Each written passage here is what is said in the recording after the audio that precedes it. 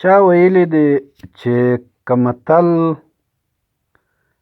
متلونه له پښتو ووځي نو ښایي د پښتون قوم خپل شناخت وبایلي، ځکه چې د پښتو په متل کې ځینې داسې حکایتونه داسې نغښتي وي چې دا د پیړیو تجربه ثابتوي.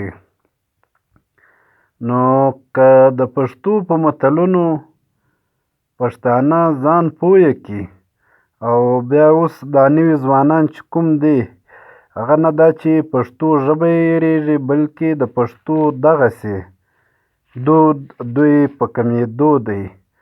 دوی په خبرو کې متلونه کم راوړي، خو دا فطرتي یو عمل دی چې دوی له دې ډډه نشي کولی، ځکه چې دا متل داسې شی دی چې دا په نورو هم اکثرو ژبو کې شته، خو د پښتو متل هم داسې دی چې که یې هرې ژبې ته وژباړي نو هغه به دا یو واقعیت وبولي. نو د عبدالباري جهاني چې کومې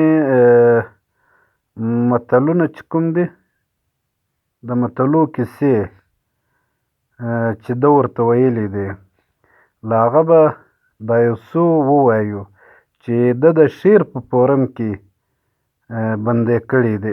دا متلونه یې د شعر یعنې د کتې په مفهوم کې راوړي دي.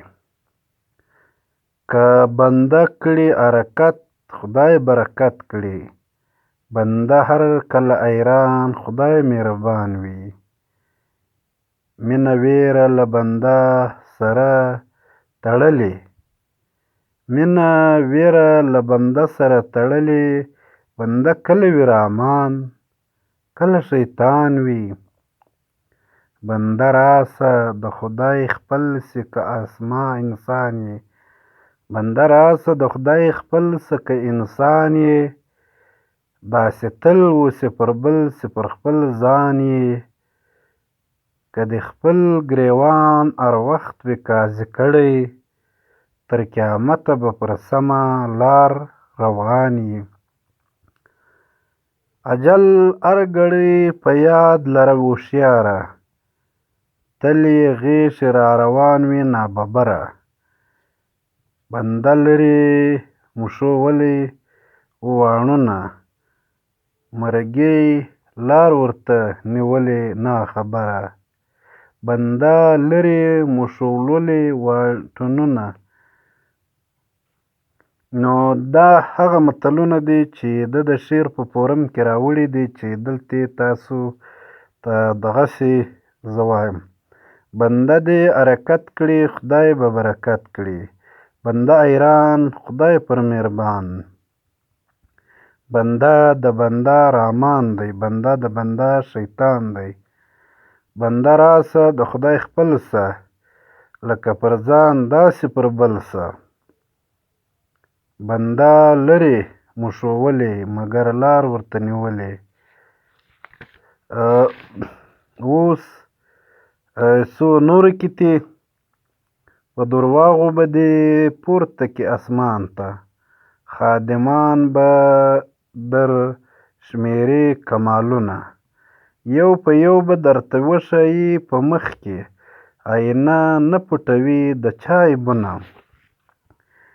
نن یې مه ګوره په ناز په کرشمو کې، چې د خیاله به کاږه مغزي روان دي، دا ځلخوږي د پردو په غوښو مست دي، پر پردي اس باندې سپور دی میری خان دی، اس یې خدای خواروي جوړ ترېنه یا وکړي، تر درنو بارونو لاندې به ځړېږي، د هر چا دپاره خپل مقام پکار دی، چې له خره سره اس وتړي خر کېږي. دا کیتې چې کومې دي دا په دې متلونو جوړې سوي دي.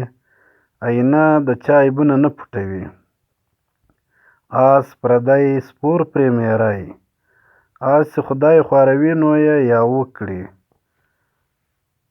آس خدای خوروي نو یې یابو کړي.